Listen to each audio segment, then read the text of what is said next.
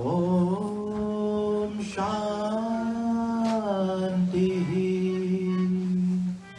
Om Shanti. Om Shanti. Om Shanti. Om Shanti. Om Shanti. Om Shanti. Om Shanti. Om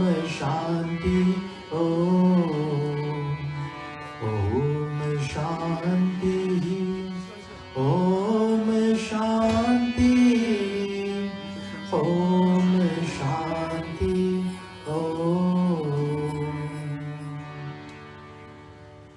My fellow souls, are you getting it so far? For those of you must have recognized by now that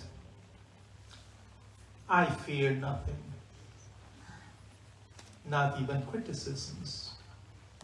That's why I discuss the things that you don't hear often in some manders, because I believe it's the right thing to do. My fellow souls, remember this thing I say almost every single time you hear me do a pravachan. Auntie Sham, you want to say it with me?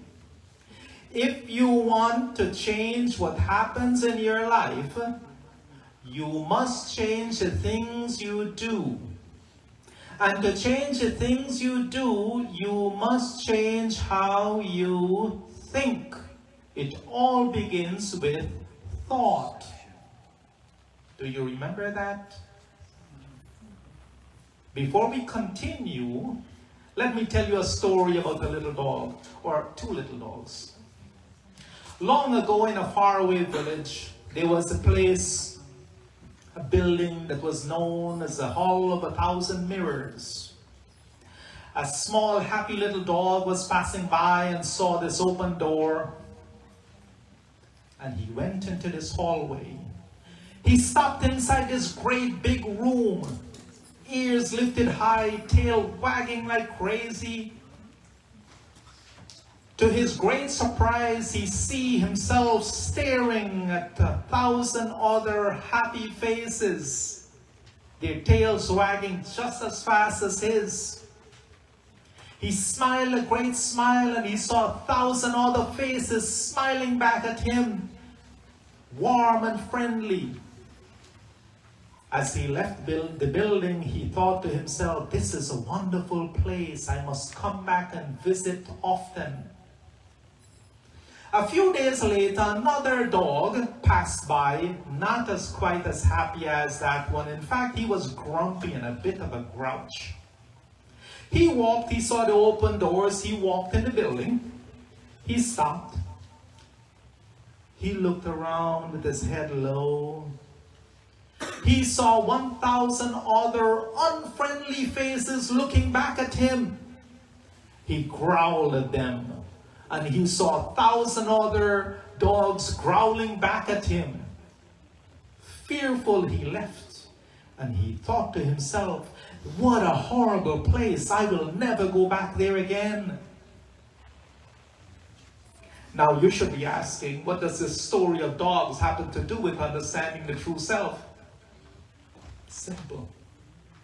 On this journey of understanding your true self, you will become a changed person. Like the positive puppy who sees the world in a positive light. It will change the glasses through which you look at the world.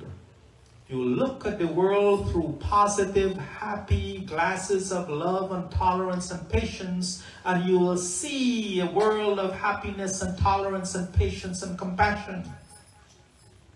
Remember, all the faces you interact with in the world are mirrors of you. They reflect what you are and who you are. What kind of reflections do you see in the people, in the faces of the people you meet? You must ask yourself that question. Benedict Gulsaran, it's such an honor to have you here with us today.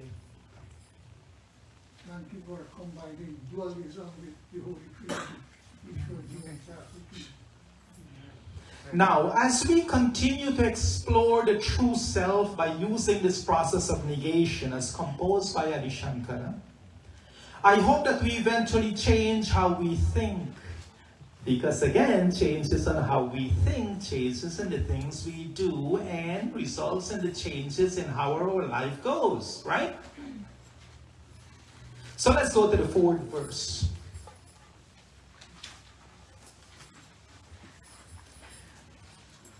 Na punyam na papam na sukham na dukham. Again. Na punyam na papam na sukham na dukham. Na mantro na dhiritam na veda na yajna. Again. Na mantro na dhiritam na veda na yajna. Aham bhojanam naiva bhojam na bhokta. Again. Aham bhojanam naiva bhojam na bhokta. Chidananda rupa Shivoham Shivoham. From the top. Na punyam na papam na sukham na dukham. Na mantro na dhiritam na veda na yajna. Aham bhojanam naiva bhojam na bhokta. Chidananda rupa Shivoham Shivoham. Chidananda rupa Shivoham Shivoham. The real true me is not bound by the bad things and the good things that I do. The real true me does not feel the consequences of happiness and sorrow, sukha and dukkha, pains and pleasure. Our mothers and fathers, some of you may be feeling some pains at this moment, but you are not that pain. The real true you is not that pain. That pain belongs to the body and is felt by the body. You are okay. As Atman, we're devoid of any of the karmas and the limitations. The person who realizes this, when you can understand that you're not punya and papa, the bad and the good things, you don't experience happiness and sadness. That's just outer, that's our physical existence in this body. We're not bound by mantras, by scriptures, and by pilgrimages, going to the Ganga and going to pilgrimages all over the place. And why is that? Because we carry the divine with us. The divine is within us. You don't have to go to search for the divine anywhere else. The divine is within. We do not need to do sacrifices. The sacrifices we do in Agnihotra is to establish discipline with prayers and with chanting, but to establish discipline in us. It's a tool which we should use to achieve a higher level of thinking. But too many times, what do? We get buried in the rituals, and it's all about the rituals, and we do the rituals every Sunday, and we do nothing else. We're stuck in the mode of rituals. That is not us either. And this I'd like to elaborate on. Aham bhojanam naiva bhojam na bhokta. I am not is really interesting. I find this intriguing the way it's put over. I am not the enjoyer of the food. I am not the object that's being enjoyed. I am not he who experiences the food. It's very important to understand here. The entire universe is like food to your materialness. A good view is like food to your eyes, your sense of sight. A good view is like that. A good song, good music is like food to the ears, your sense of hearing. Something that feels good to the hands is like food to the sense of touch. And something you enjoy, the scent of the smell is like food to the nostrils. See? But we are not that. We are not the food, and we are not the experiencer, and we are not he who enjoys the food. My fellow souls, who are you? Chidananda Rupa Shivoham Shivoham. Your ever pure blissful consciousness. You are that divine spark that belongs, that is a part of that greater divinity. Bhagavad Gita tells us, Yajna rishyati na dveshti na sochati na kankshati shubha ashubham parityagi bhaktiman yasa me priya. If you're lost in the dark, when someone comes and offers you light, you get happy. If you're in the darkness with your light and that same somebody blows out your light, you're upset, you're angry. But if you're standing in the midday sun, it doesn't matter if you have a candle or not. Meaning to say that when you are enlightened, when you have this level of understanding, then the qualities of darkness and brightness and happiness and sadness and all of this means nothing. In this shloka, Sri Krishna tells that person who rejoices in pleasures and despair in the sorrows of the world, who laments loss and yearns for gains, that person who is Ashubham Parityagi, who renounces that kind of thinking, both good and bad things, that person is full of devotion. That person is dear to the divine. When it says dear to the divine, you're closer to the divine because you're bringing that divinity alive within you. It's like having a diamond that's covered in dirt. The diamond has not decreased in value, but we need to uncover it by removing the layers of dirt until the diamond is revealed. That's why you hear me say very often, someone hates me, God bless them. Someone loves me, God bless them. We do not respond to hate and dislike with hate and dislike. We respond with a balanced mind, a state of equanimity. We treat them all the same. We love everyone even though they might not love you in return. That is selfless love without looking for anything in return. Let's go to the 5th verse. Namrityu na shanka na me jati bedaha. Again. Namrityu na shanka na me jati bedaha.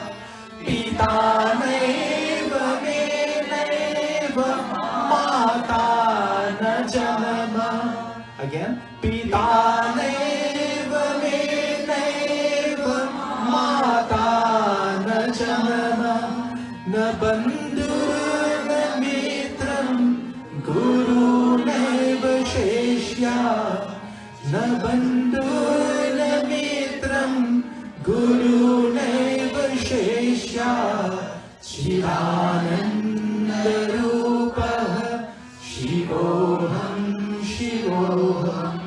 stop, same verse. Na mrityu na shanka na me jati vedah pita neva me neva mata na janma na bandhu na mitram guru meva shesha Chidananda Rupa Shivoham Shivoham Chidananda Rupa Shivoham Shivoham. The real true you fears not even death. The real true you don't have castes and distinctions and upper class and lower class. That real true you, it doesn't, other than God, it doesn't know mother and father. It does not give birth. The soul, we know, doesn't die. It doesn't have bandhur or mitram, friends, special friends. It doesn't have relationships. All of that is a physical thing in this life that we live. He is free from all of the karmic bonds. He does not have teacher and disciple. What are you, my fellow souls? Chidananda Rupa Shivoham Shivoham. Let's go to the 6th verse. Aham nirvikalpo nirakara rupo Aham nirvikalpo nirakara rupo Vibhutva cha sarvatra sarve indriyanam Vibhutva cha sarvatra sarve indriyanam na cha sangatam naiva mukti nameya na cha sangatam naiva mukti nameya Chidananda Rupa Shivoham Shivoham Chidananda Rupa Shivoham Shivoham Chidananda Rupa Shivoham Shivoham Shivoham Shivoham Shivoham Shivoham. Now let's go back to our block of gold. Imagine we have a big block of gold. And we take a chunk each, a little chunk each. And we all have one little chunk of gold from that big block of gold. We can say we have individual pieces of gold, but it is all gold. Do you see how it makes sense? I have explained this to Christians, I've explained this to Muslims, and they get it. Yet somehow we have built some kind of resistance because, oh, we can't discuss this. But I bring it again to you. Atman exists. God exists in every single particle of this universe. Shiva is everything you see, including you. God within you. He is in everything you see, everything you touch, everything you experience when you say Shiva.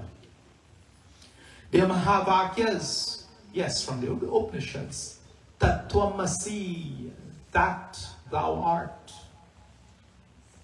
Aham Brahmasmi. I'll tell you another little story. And this should kind of make you go, aha. Don't do it yet. So one day, the philosopher fish was in great distress. He was miserable. Another passing by, another fish swimming by. He looks at the philosopher fish and he asks him, he says, "Philosopher, why are you sitting like this? You seem to be such great distress. What is the reason for your misery?" And the philosopher fish answered. He says, "Don't bother me. I'm in real trouble. I can't figure this out." And the other fish says, "So what's your trouble? Please tell me." The philosopher fish answered. He says, "Wherever I go, people talk about the ocean. I wanted to see the ocean. I travel in every direction as far as I can. I still don't see the ocean. Where is it?" Now, why do you think that the fish could not see the ocean? A question for you. Yes, he is a part of the ocean. The problem is he is a part of the ocean. If he was outside the ocean, he could have seen the ocean. And who answered us now? Thank you. That was awesome. Thank you, my sister. But he's a part of the ocean, and there's no way to perceive it but through the mind, turning within. Right now, our problem with divinity is exactly that. We are a part of it. You're breathing it, you're eating it, you're walking upon it. You just don't know it. You don't know how to perceive it because your five senses are outward focused on things outside of you. But that understanding needs to come from within. Right, Ben Biddy? From within. You see, God is omnipresent. Ishavasyamidam sarvam yatkincha jagat yam jagat. Something Pandit Gulsaran quotes a lot. Everything is controlled by that God. Everything animate, inanimate, that which moves and that which does not move. He is in every particle of the universe. This mantra from Ishopanishad tells us, it has its word, soham, sa aham. Om Pushan Ekarsheyam Surya Prajapatya Vyuharashmin Samuha Tejo Yatte Rupam Kalyanatamam Tatte Pashyami Yosavasau Purushaha Sohamasmi Soham Asmi. So interesting here. It says, "O Prajapati, the destination of all great devotees where we all want to go, kindly withdraw the brilliance, your brilliance, so I can see you." It kind of don't make sense, but I'll tell you how it makes sense. You go outside and the brilliant sun. Can you look at the brilliant sun with your bare eyes? No. The bright rays of the sun stops you from looking directly at it. Same thing. The brilliance of the Lord, the overwhelming brilliance of God and everything we see and so hard to understand. We're asking God, we're saying, "Oh God, make it so I see beyond those rays. Make it so that I see and I can identify myself with you. Help me, Pashyami, may I see beyond. Remove the veil of ignorance from me, so I can understand my true nature. Sa, myself, aham, I, asmi, am. I am that, soham. One of the shortest mantra there is, soham. So my fellow souls, you are Chidananda Rupa Shivoham Shivoham.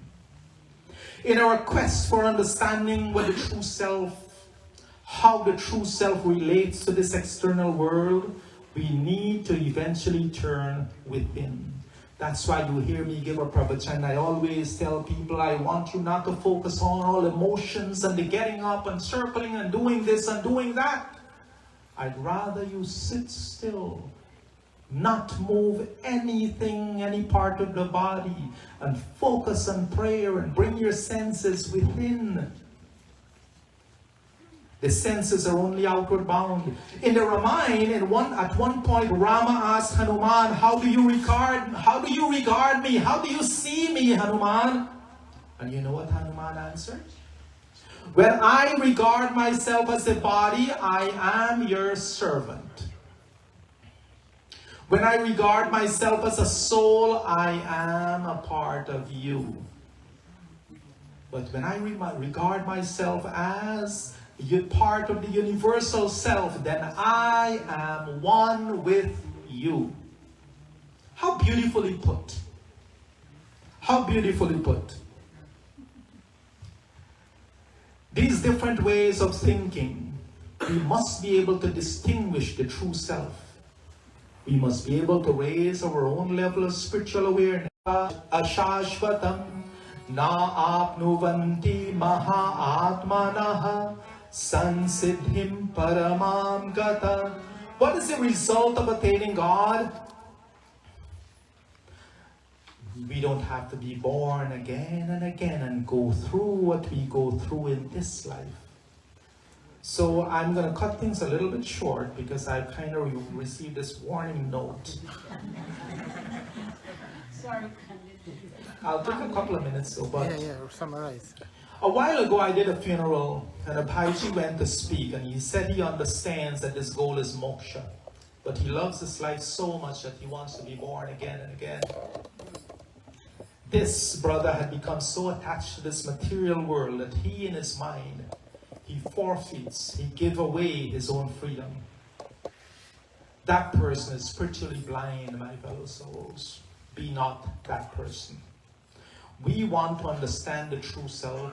We want to understand Man Ke Shanti. We want to find Man Ke Shanti. And as Jesus put it, heaven and earth. The Buddha called it Nirvana. And I pray that as our Guru Swami Vedaparti taught, that he wished that our prana become one with the universal mind and the universal prana of all living things. This bhajan, I'll take one verse. Mujh mein om, tujh mein om, sab mein om samaya. सबसे कर लो प्यार जगत में कोई नहीं है पराया कोई नहीं है पराया. Let me stop it here. God is present in me, God is present in you, God is present in the heart of every single one of you, my fellow souls. Love everyone in this world. There is no such thing as a stranger. I will close with these. And I must emphasize to all of you. We conclude, I ask you to let these chants resonate in your mind. I want you to remember my analogy of the mango tree. Individually, none of the parts is a tree, but they're all a part of the tree. My older mothers and fathers, Mataji Savitri, I don't know if you're here, I think I saw you. Mataji Jas, Pitaji Rajaram, my Auntie Sham, despite the pains you may be going through, the real you is still happy and blissful. My mother Bojrati, who's here today, she understands this oneness principle. She practices it. My sister Vidi, my brother Ram, despite the sadness that we encounter sometimes in this life, the real you is still blissful and peaceful. My brother Panditji Gulsaran, you have honored us with your presence here tonight. But regardless of your illnesses and your physical anguish which you're experiencing, you too are peace and bliss. I know you know this, I don't have to tell you that. I ask each one of you present here or listening to this, when you leave, when you get up, go about living your life, I pray that you do so with a different approach. I pray that you achieve the discipline to cease all activities which does not bring you peace, so that only peace remains. I pray that in your individual journey of life, that you do what it takes to identify the real, true you. And I pray that you find your peace of being, peace of heart, peace in your words, peace in your thoughts, peace in your actions, so that your mind and your life is filled with peace and bliss. And as usual, my closing prayer. Om Purnamadaha Purnamidam Purna Purnamudachyate Purnasya Purnamadaya Purnamevavashishyate. With love and humility in my heart, namaste to each one of you. Om Shanti, Shanti, Shanti Om. Daniel, thank you very much, Panditji, for your second part of the pravachan, chanting of mantras and explanation. And he hand out flyers. You can look it over at home, and there's websites and YouTube to visit to learn further. Thank you very much. I appreciate it. We'll have Pandit Niraj Ramsamaj from Arya Spiritual Center, please, for 3 minutes. And I know I had put Pitaji Kotilal Rajaram on notice, but sorry, the program was